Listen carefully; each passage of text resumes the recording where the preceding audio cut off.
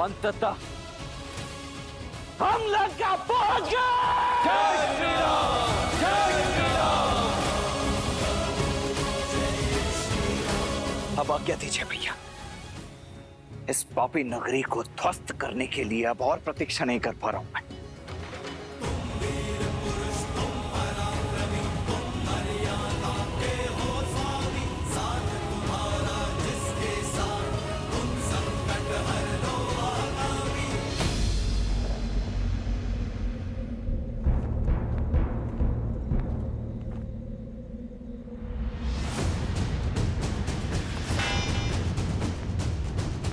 क्या हुआ?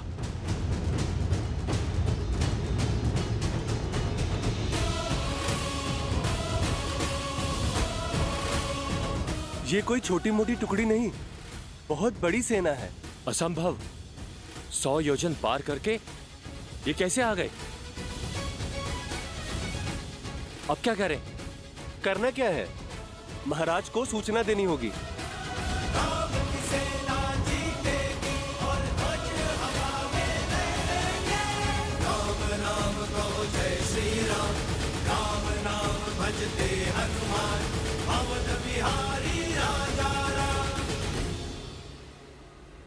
सीते में आ रहा,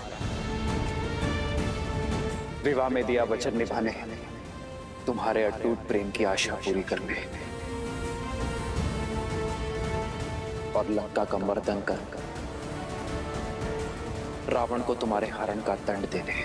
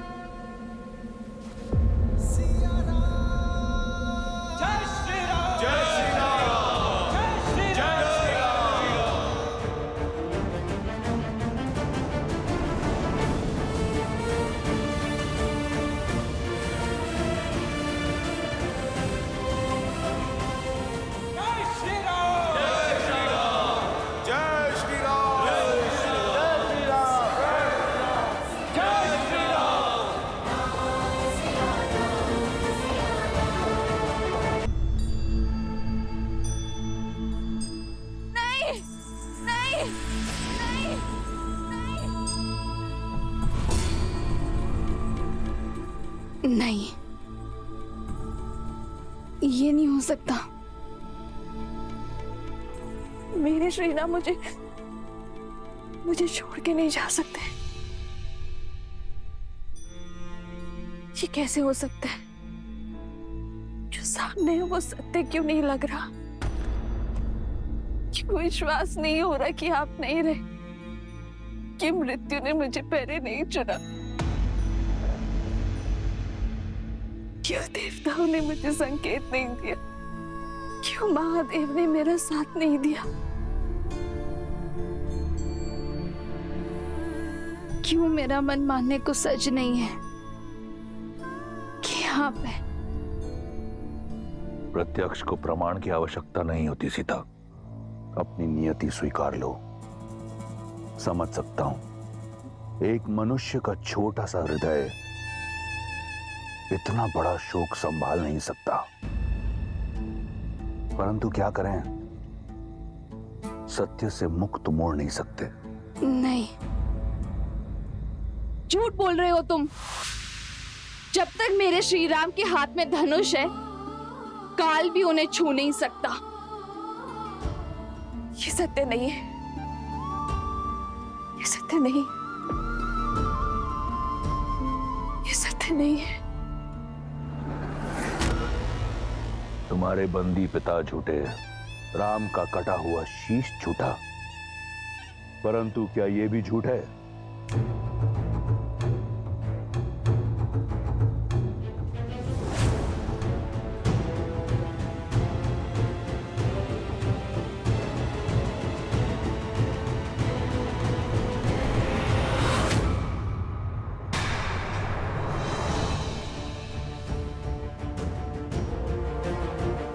इस धनुष को तो पहचानती हो ना?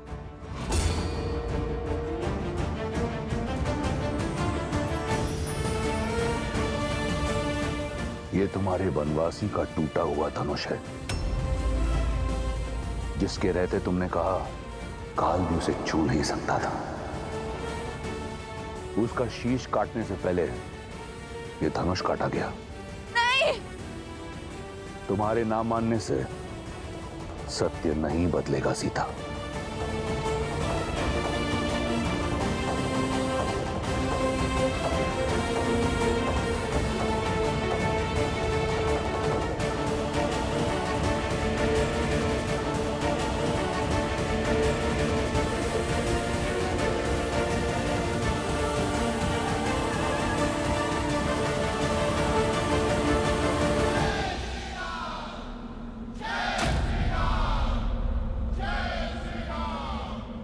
असंभव!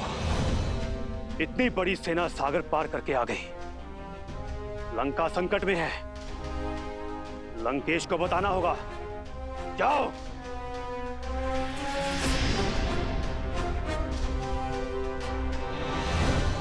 सुना नहीं? शत्रु द्वार पर है। महाराज को सूचित करो। जाओ। लंकेश को यह अशुभ समाचार देने का साहस किसमें है? जिसके मुख से अनिष्ट निकला उसका सर धड़ से अलग होना निश्चित है।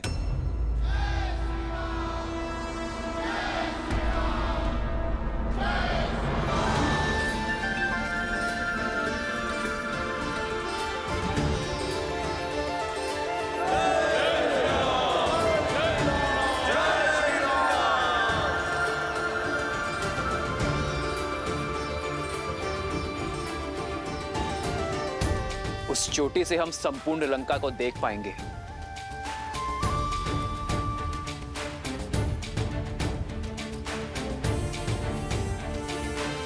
मुख्य सेनापति मेरे साथ चले।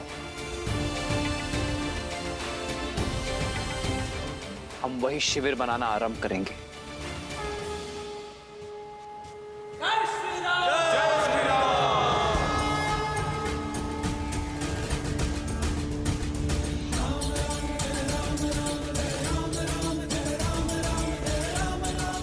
कमाल के लक्ष्मण जी भैया।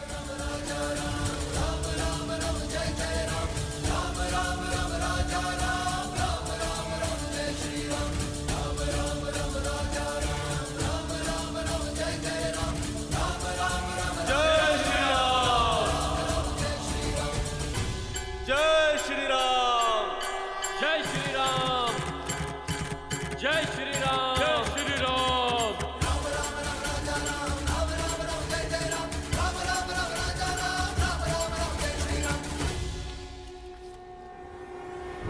महाराज कदाचित दया कर दे, और तुम इसी क्षण उनके पास सूचना लेकर नहीं गए तो तुम्हारा सर धड़ से मैं अलग करूंगा। जाओ।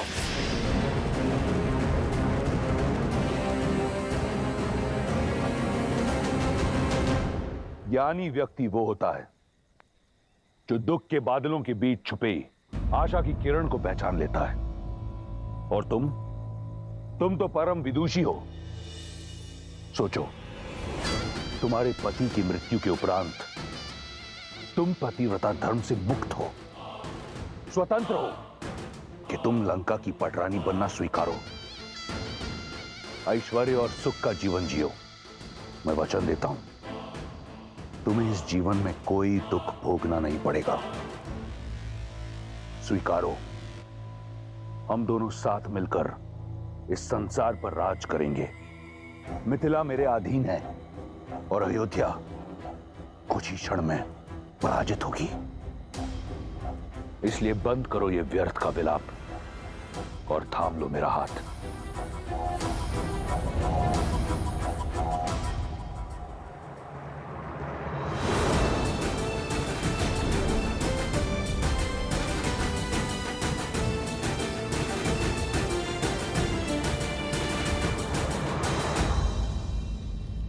महाराज, महाराज, अभय दान।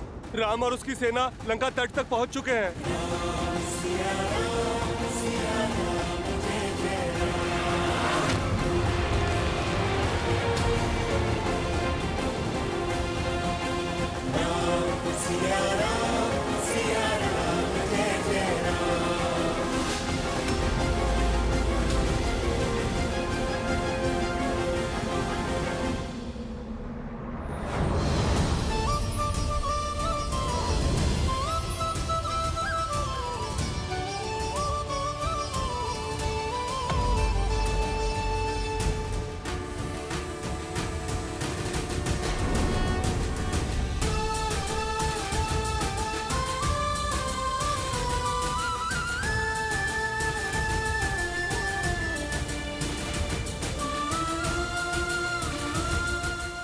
आशा का अंत नहीं हुआ है, तुम्हारी माया का अंत हुआ है रावण। आशा ने मेरा हाथ नहीं छोड़ा है, काल ने तुम्हारा पांव पकड़ लिया है, और अब मुझे किसी आशा की आवश्यकता नहीं है, क्योंकि मेरे श्री राम आ गए हैं, क्योंकि मेरे श्री राम आ गए हैं। राम आया है, परंतु लौट नहीं पाएगा। आज जैसे मेरी माया का अंत हुआ है, उसी प्रकार तुम्हारी आंखों के समक्ष तुम्हारे राम के प्राण हरूंगा मैं। राम लंका की ओर नहीं, अपनी मृत्यु की ओर अग्रसर हुआ है। संपूर्ण संसार देखेगा, वहां राम का रक्त बहेगा, और यहां तुम्हारे आंसू। और रावण अपने वचन से कभी विमुख नहीं होता। कहां है राम? मैं भी तो देखूं। एक साधारण मनुष्य कौन सी सेना लेकर आया है?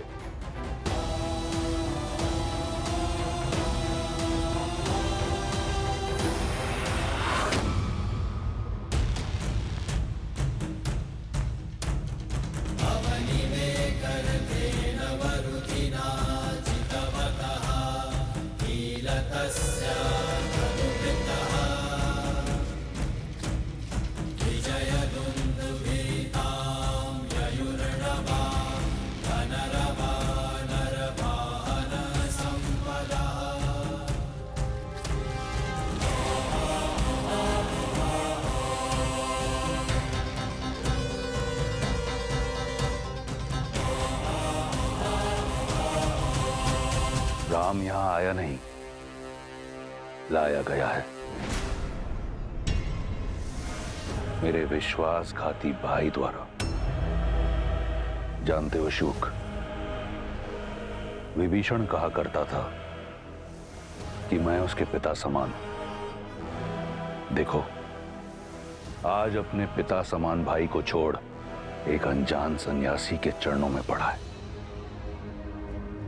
राम के शिविर के बारे में जानने के लिए मैंने कई गुप्तचर भेजे, परंतु लंका के बारे में जानने के लिए राम को किसी गुप्तचर की आवश्यकता नहीं। लंका का हर भेद, हर निर्बलता बताएगा वो लंका का भेदी। तुम तो राम के शिविर को जानते हो। जी महाराज। बताओ ये सब कौन है?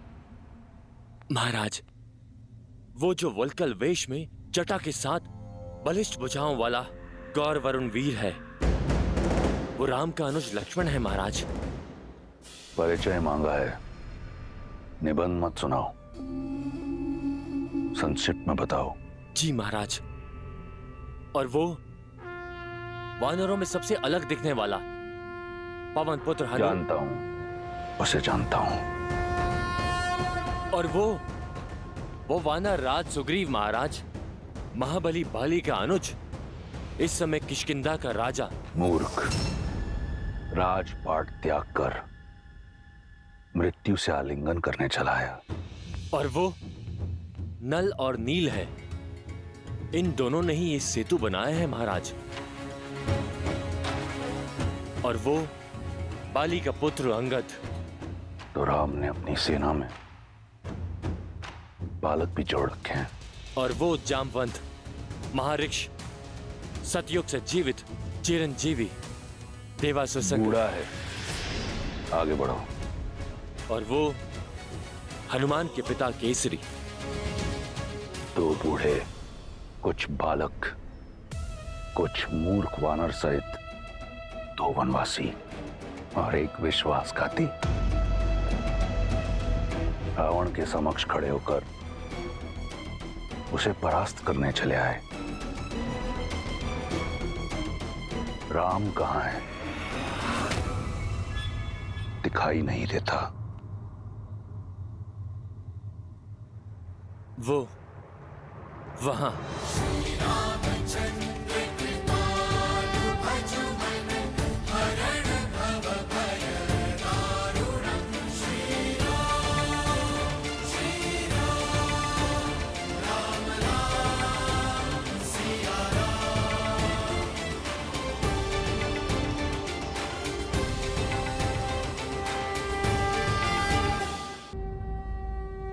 जय श्री राम।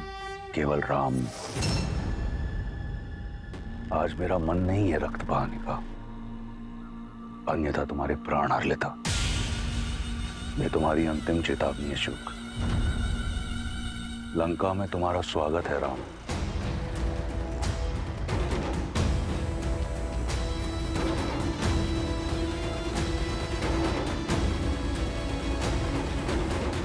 प्रभु,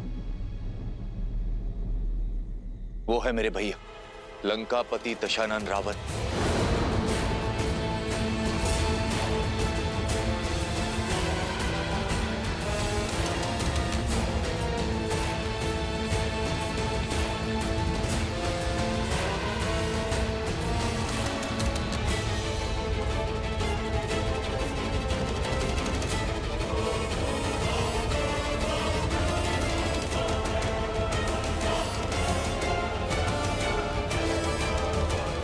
लंकेश ने कहा है कि मित्रता अपनी बराबरी के लोगों के साथ होनी चाहिए और लंका के राजा की मित्रता को स्वीकारिए और इस वनवासी का साथ छोड़ दीजिए। तो ये है रावण।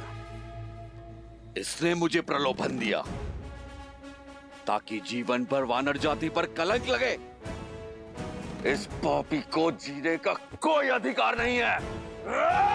मित्र रुको।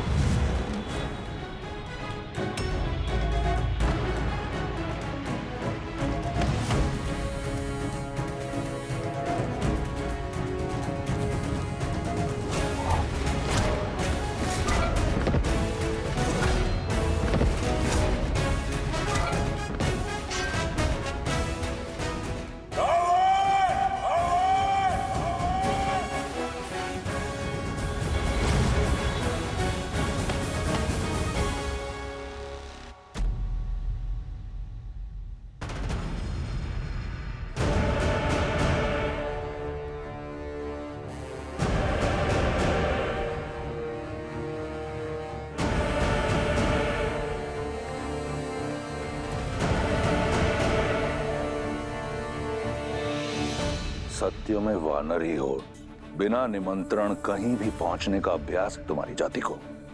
काल भी बिना निमंत्रण के ही पहुंचता है पापी।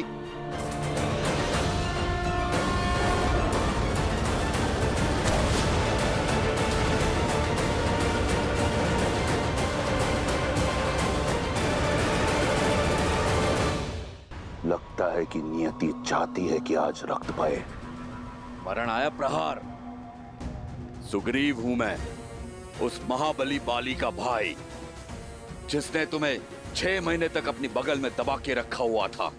मैं तुमसे खेलूंगा नहीं, तेरे घृणित खेल का अंत करूंगा।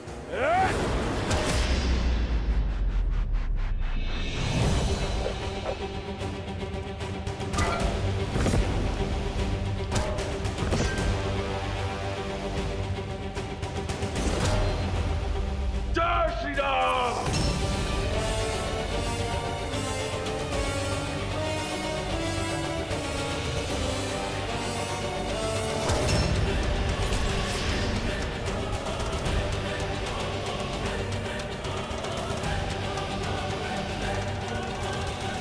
तुमने अपना परिचय दे दिया वानर, अब मेरा परिचय जानो।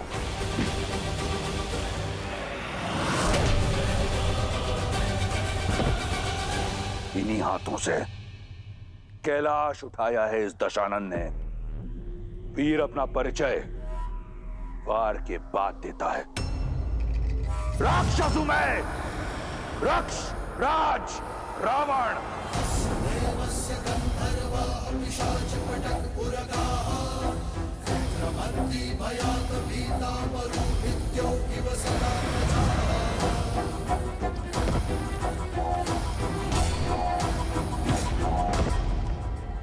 तुम भाली के ही भाई हो ना? लगता नहीं है। कायर सर्वदा दूसरे के बल का उदाहरण देता है। तुम्हारा भाई बाली सच में बली था, सर्वशक्तिशाली था, और तुमने उसे एक तुच्छ वनवासी की पेट चढ़ा दिया, वो भी छल से। कायर हो तुम। अपनी माया से देवी सीता मैया को हरने वाले के मुख से छल की बातें अच्छी नहीं लगती। एक कायर मुझे वीरता का पाठ क्या पढ़ाएगा? बाली और किष्किंधा के साथ मेरी शांति की संधि थी वानर। नए राजा होने के नाते तुम्हें उसका सम्मान रखना चाहिए था।